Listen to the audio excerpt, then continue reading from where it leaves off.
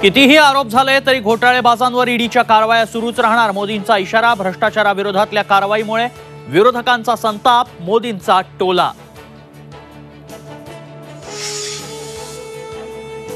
राज्यसभा निवडणुकीच्या रणनीतीसाठी भाजपच्या कोर कमिटीची बैठक.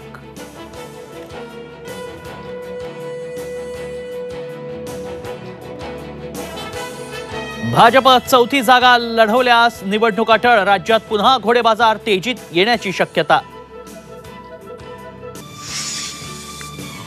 बाळासाहेबांच्या खुर्चीची किंमत मोदींना विचारा.